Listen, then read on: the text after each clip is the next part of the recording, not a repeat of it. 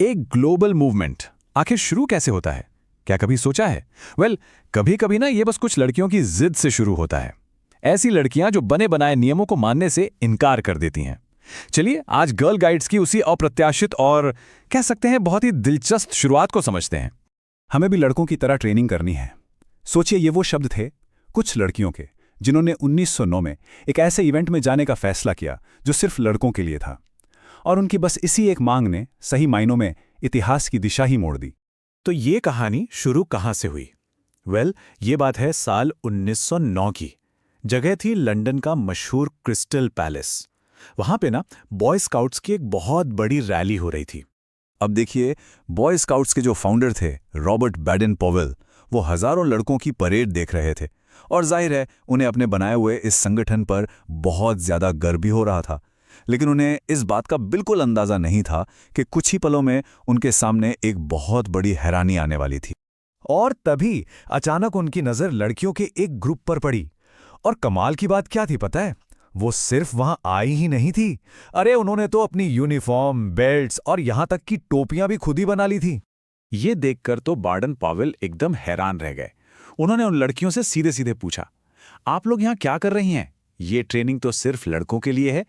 देखिए, उस जमाने में ना लड़कियों का ऐसी किसी भी एक्टिविटी में शामिल होना मतलब एक अनसुनी सी बात थी। लेकिन उन लड़कियों के जवाब और उनके जुनून को देखकर बार्डन पॉवेल की सोच, कह सकते हैं, पूरी तरह से बदल गई। उन्हें यह एहसास हो गया कि भाई, एडवेंचर और कुछ नया सीखने की जो चाहत होती है ना, उस पर सिर्फ लड़कों का ही हक नहीं है। तो इस एक घटना के बाद बैडन पॉवेल ने अपनी बहन एग्नेस के साथ मिलकर लड़कियों के लिए भी ठीक वैसा ही एक मूवमेंट बनाने पर काम शुरू कर दिया। पर उनके सामने एक बहुत बड़ी मुश्किल खड़ी थी। और ये मुश्किल थी नाम की। देखिए, जो शब्द था स्काउटिंग, उसका एक मतलब जासूसी भी होता है। अब उस जमाने की सामाजिक सोच के हिसाब से लड़कियों के लिए ये एक बहुत कठोर शब्द था। लोगों के लिए इसे अपनाना आसान नहीं था। और ठीक यहीं पर उनकी बहन एग्नेस ने एक बहुत ही सीधी, बहुत ही सिंपल सी सलाह दी। उन्होंने कहा, अगर दिक्कत सिर्फ नाम की है तो नाम ही क्यों ना बदल दिया जाए। ये सुनने में एक छोटा सा सुझाव लगता है ना? लेकिन इसने एक पूरी नई राह खोल दी। तो अब सवाल ये था कि नाम क्या रखा जाए, और इसका जवाब, इसका हल एक ऐसी जगह से मिला जिसके बारे में किसी ने सोचा भी नहीं था। तो हुआ ये कि जब बार्डन पॉवेल इसी उधेड़बुन में थे तो उनकी नज़र भारत से जुड़ी एक किताब पर पड़ी, और बस यहीं से उन्हें अपना जवाब मिलने वाला था। उस किताब में जिक्र था फ्रंटियर कॉर्प्स ऑफ गाइड्स का। अब ये कौन थे? ये ब्रिटिश भारतीय सेना के वो स्पेशल सैनिक थे जो बहुत खतरनाक और अनजाने रास्तों पर सबसे आगे चलकर पूरी सेना को रास्ता दिखाते थे।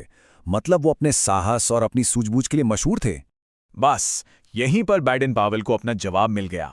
उन्हें वो शब्द मिल गया था। उन्होंने तय किया कि लड़कियों के इस मूवमेंट को गाइड्स कहा जाएगा। इसके पीछे सोच ये थी कि ये लड़कियां भी समाज को जिंदगी के मुश्किल रास्तों पर सही रास्ता दिखाएंगी, एक गाइड की तरह। ठीक है, तो नाम तो मिल गया था, लेकिन अब एक आइडिया को एक ग्लोबल मूवमेंट में बदलने की बहुत बड़ी चुनौती सामने खड़ी थी। देखिए, शुरुआत में तो उनकी बहन एग्नेस ने इसकी नींव रखने में बहुत जरूरी रोल निभाया, लेकिन इस आंदोलन को दुनिया भर में फैलाने की जो असली ताकत बनी, वो थी बार्डन पॉवेल की पत्नी लेडी ओलिव बार्डन पॉवेल।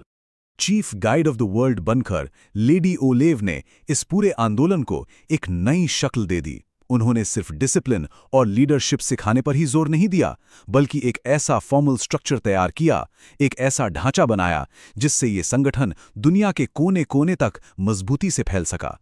तो अब सवाल ये आता है कि क्रिस्टल पैलेस में उन कुछ लड़कियों की एक छोटी सी जिद का नतीजा क्या हुआ?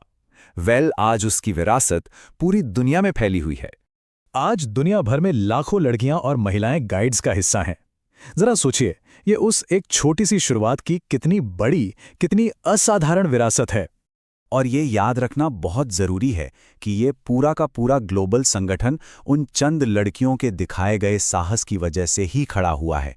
उनका वो एक छोटा सा कदम एक बहुत बड़े बदलाव की वजह बन गया।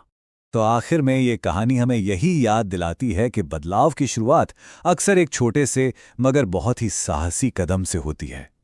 वो लड़कियां शायद उस दिन ये बिल्कुल नहीं जानती थीं कि उनका एक फैसला आने वाले समय में दुनिया भर की लाखों लड़कियों के लिए एक प्रेरणा बन जाएगा।